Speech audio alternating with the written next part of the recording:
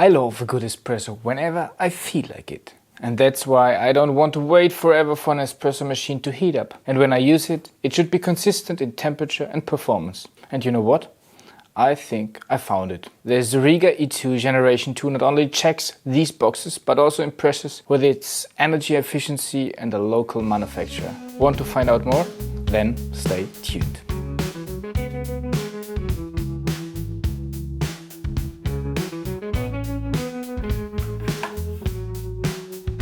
Welcome to our English Kaffeemacher channel. Normally we review all the machines we test in German in our German channel, but we are more and more working on summaries of our long videos which we will publish here in our English channel. Sometimes you will find dubbed versions and sometimes you will find summaries like this one where I try to summarize everything we found out about the Zuriga E2. Zuriga is a Swiss startup. It began 8 years ago as a Kickstarter and has been developing espresso machines ever since. As of September 2024, the latest version is available, the Zuriga E2 in the second generation. This applies to both models, the Zuriga E2 S with the steam wand and also the version without steam wand. We have tested both, the old Zuriga model, we had the Kickstarter version, and we also had a deeper look on the new generation, this one here. The first generation was already good, but the second generation sets new standard in many categories. It heats up in just 2 minutes and achieves an astonishing temperature consistency. This is thanks to advanced heating technology that only works when done exceptionally well. The Zuriga E2 Generation 2 comes with a thick film heater, and I think it's currently probably the best espresso machine of its kind. I'm talking about the model that replaced the former model right now. Just to mention, there will come a second video talking about the Zuriga grinder, which also has been updated and now has grind by weight features. It's September 2024, and then came the Zuriga E2 in its second generation, arriving quietly and without fanfare. Honestly, I'm not sure if Zuriga fully realizes what they delivered here, or if it's just a case of brutal understatement. Other manufacturers announce a new color as groundbreaking and invent new model names to squeeze every bit out of the smallest change for marketing purposes. The Zurich Espresso Machine Company takes a different path. The Zuriga E2 simply becomes the Generation 2.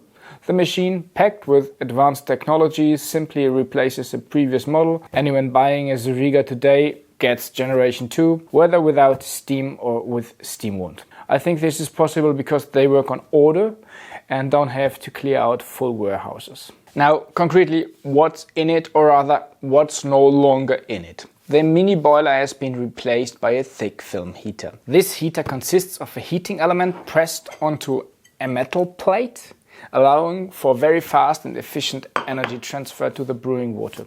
Only the water needed for the espresso is heated. While a boiler has to be brought up to temperature first, a thick film heater is ready, actually I think in seconds. Such thick film heaters are now found in some machines. The big challenge, however, is controlling them well, because what heats up quickly can also quickly overshoot the target. To control it precisely, the Zuriga measures the temperature many times during brewing and adjusts accordingly. A second innovation and a second thick film heater is in the Brew Group. This is clever and solves a challenge that espresso machines face when they aim for quick readiness. If the heat source and water are quickly up to operating temperature, that's great, but they only work precisely if the Brew Group and the portafilter are also at the right temperature. The thick film heater in the group makes this possible. We've tested the Zuriga E2 to its limits. We confirm its heat up time of 2 minutes.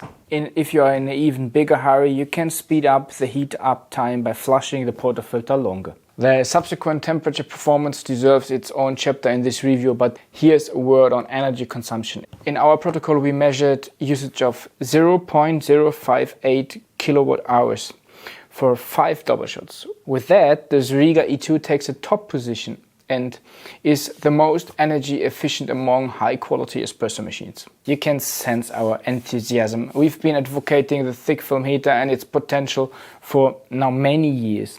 And in the Zuriga E2 generation, we now find much of what we've been wishing for. This machine, for me, for us, this machine is a flagship in its kind and its price class, showcasing what's possible in energy efficiency, temperature consistency, and also heat up speed. Well, and if the company itself is sparing with superlatives, we'll make up for it.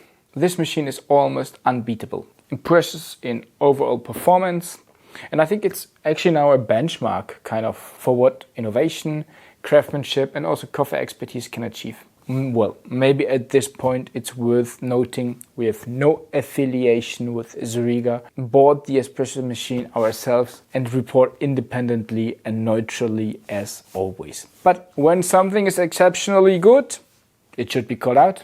Let's go a few steps back and then look again deeper also into some numbers. The company Zuriga started its success story via crowdfunding 2016.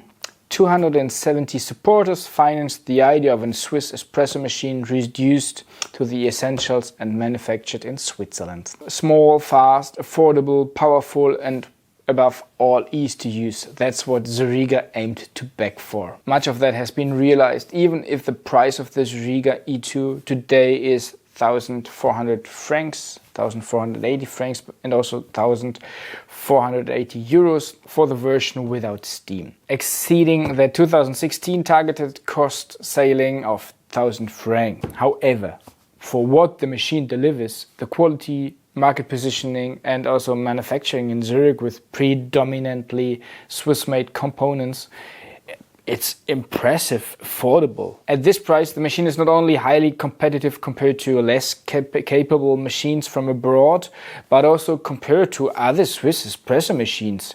And there are quite a few now. In fact, in Switzerland, we are slowly transitioning from specialists in producing fully automatic coffee machines like Jura, Thermoplan, Scherer, Franke and others, to specialists in portafilter and semi-automatic machines.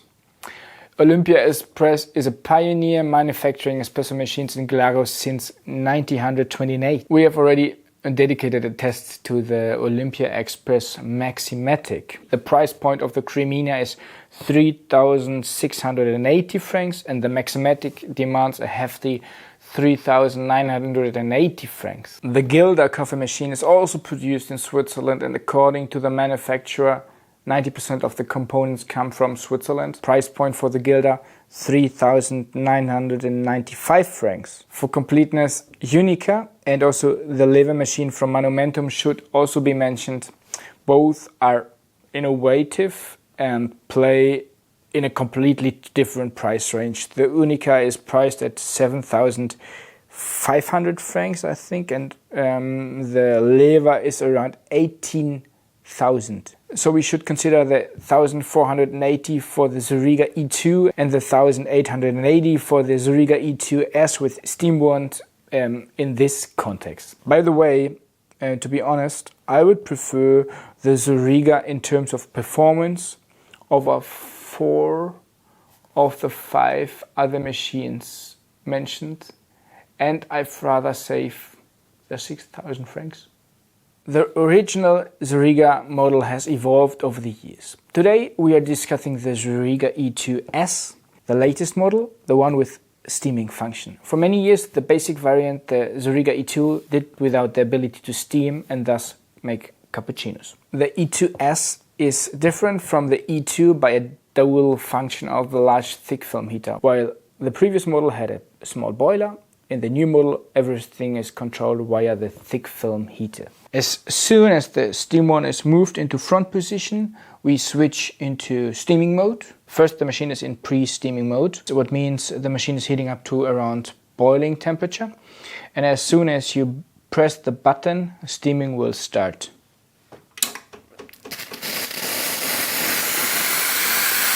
The espresso brewing button kind of becomes the steam button, and with a press steaming starts. Then the machine first expels a bit of the water which is still into the steam wand from last steaming, and then the machine will reach the target steam temperature. We steamed a 600 ml pitcher in around 45 to 60 seconds. I think the rolling phase was always sufficient. The temperature increase was kind of slow. Yeah. So you had a lot of time actually for steaming and still enough power. The machine is 17 centimeters wide, 23 centimeters deep and 31 centimeters high. Its housing is steel, stainless steel, and it's identical in both the E2 and the E2S models. Both also rely on the same vibration pump. I think it's around 9 kg, but thanks to the suction cups, it's actually, look, the table moves more than the machine. It's kind of standing stable, and there is not too much positioning if you get the portafilter out or repositioning. It's stable in its position. Let's talk about noise. A lot has changed, I think, in the last years on the market. There are now espresso machines that are really, really quiet, with peak values as low as, I think, 53 decibels. The Zuriga 2 comes in at 64 decibels. I expected actually it to perform very quietly. Here we see the machine in the middle field, kind of. Well, let's talk again about the heat up time, because this is so exceptional. We have mentioned it already in the introduction, but the heat up time deserves its own chapter, because 2 minutes is simply astonishingly fast. Those used to capsule machines or fully automatic coffee machines might say, well, that's nothing special, but in the world of espresso machines, heat up times for over 25 minutes has been standard for a decade. Some manufacturers broke the 20 minutes barrier 5 years ago, and few today come under 10 minutes. But actually, I think if we look around for high quality and precise espresso machines, I think we can count the quick heaters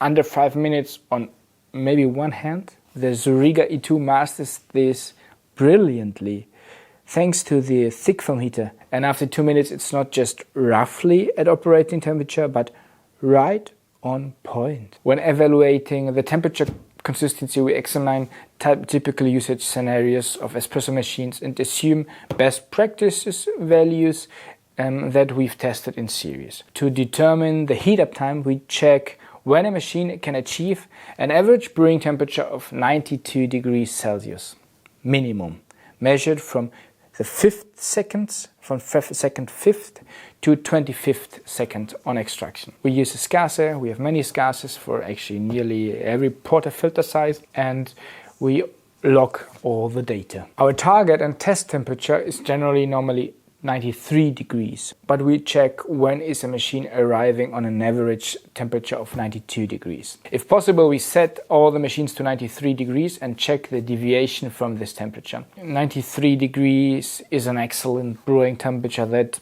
yields good taste results across, I think, a wide range of coffees. Zuriga also aims for a brewing temperature of 93 degrees.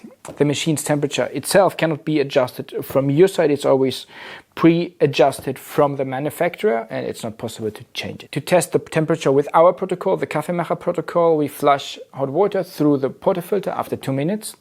And then at intervals of 1 minute, we brew 5 double shots in a row, always with 1 minute in between. In the first shot already, we achieve an average temperature of 93.07 degrees. Over 5 shots, the mean temperature is 92.85 degrees. The standard deviation across all shots was 0.93 with the Kaffeemacher protocol. This is a very good and precise value. These are currently the best values we've measured in an espresso machine with a vibration pump in our test protocol. The Kaffeemacher protocol simulates typical home use, but also checks whether the machine could supply more guests or family members with espresso. That's the case from the first shots, with shots 2 to 5, even more precise. In the second step, we subjected the machine to the World Barista Championships temperature protocol. This involves measuring 14 shots at increasingly faster intervals. Even in this test scenario, the Zuriga E2 delivers. The standard deviation is 1.15 degrees. In the VBC protocol, the measurement starts from the 4th second of the shot. Since the Zuriga is equipped with a vibration pump that delivers less water at the beginning, it takes about 9 seconds, maybe 10, for the machine to reach full performance and temperature. Actually, all vibration pumps share this character, because there's just a slower ramp up, slower flow. So this is something they have all in common. Therefore, I think measuring using the VBC protocol is actually made more for espresso machines with rotary pump, because they have a faster ramp up. After 3, 4, 5 seconds they are on the temperature they like to achieve, because they have a higher flow and are filling also faster the whole brewing chamber. However, if we consider the point when the pump and machine are fully operational, say at 8 seconds, the standard deviation across all shots is only 0.41 degrees. Well, that would make the Zuriga even VBC compliant. This is pretty remarkable, I think. A quick note, talking about rotary pumps and also vibration pump. I really like the slow ramp up of pressure. Unlike rotary pumps, the full water pressure isn't immediately forced onto the coffee puck. For entry level espresso machines, I often consider vibration pumps to be the better choice, actually. Let's talk a little bit about the other functionalities. It's really smart and basic, and there is not a lot around. You see only 2 buttons and a steam wand. On off, pulling a shot, and also steaming. That's all the Zuriga needs to accept commands. Well, the functionality is also reduced. Espresso is brewed using a start and a stop button. There's no volumetric control or programmable shot time. There's also no digital display or control of water volume. I think to brew a good espresso, you will need an espresso scale. It's absolutely mandatory, I think. Let's talk a little bit about some other details we also checked. The small machine naturally impacts also the drip tray and water tank, while the 700 milliliter water tank, I think it's good enough for a while. The drip tray can fill up annoyingly quick. This happens especially when flushing the portafilter and cleaning the group head between shots to warm up. Then, yeah, you might have to change or to spill out the drip tray water quite often. The lab grade water tank is not only super robust, but also really beautiful, I think. Could even serve as a flower vase. However, removing and reinserting it into the espresso machine, yeah, it's not so easy and handy, because there's no handle, but it's absolutely possible and no bigger thing. But again, this is, I think, nitpicking at a higher level. The lid is made from walnut, I think, and also the handle and the temper, so this all fits nicely together. And aesthetics in general, I think it's a beautiful machine. I mean, this always depends on what you like, but I think it's pretty well made. There are no sharp angles. Let's wrap up everything in a small conclusion. The Zuriga gets a lot right. Not only because it delivers good espresso, it's primarily a modern espresso machine that breaks with all that traditional concepts. Instead of a large boiler, it heats only what you need. The company demonstrates what a thick film heater can do: precision, speed, and low energy consumption. Combined with excellent control and measurement technology, this thick film heater, I mean, this is something else. And this results in nothing less than, I think, the best espresso machine in the price range below under 2,000 euros. If that weren't enough, the machine is built in Switzerland and relies mainly on components manufactured by Swiss small companies. The company is approachable and has a progressive stance on sustainability, transparency, and also, yeah, is engaging directly with the customers, which I really like. The quality of the Zuriga is evident both externally but also internally. Despite being produced in a high-cost location, they are managing to create a product that's not only affordable by Swiss standards, but also is, yeah, kind of competitively priced compared to imported products. I think the Zuriga E2 and the E2S in the new generation is an espresso machine we can just recommend without any reservations. I can envision the machine in different scenarios. It looks stylish in a home, living room or kitchen, performs well in an office, and could even be taken on trips. The new grinder with the grind by weight technology also complements it nicely, but well, we will discuss that in a separate and review and video. Of course, in an office or with frequent use, the small water tank and drip tray can become an issue. But these are manageable problems if the espresso quality is top notch, I think. Besides that, there's not so much room for criticism. Maybe I have something on my wish list. A volumetric control, a programmable shot volume would significantly enhance the Zuriga even more, I think. But perhaps Zuriga has decided that other manufacturers need some selling point to their machines, especially when the new Zuriga generation is unbeatable in terms of temperature consistency, power consumption and heat up time. So let's go for an espresso.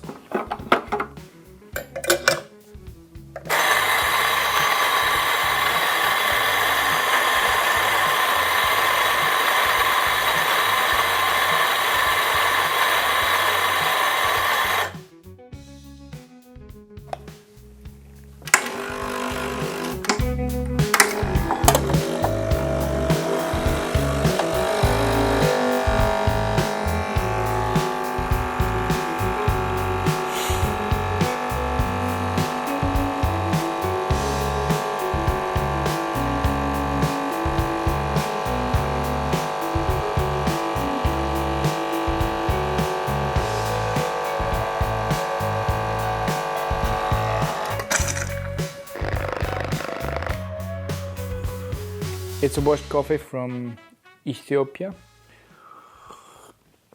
Really smooth, really balanced, super tasty.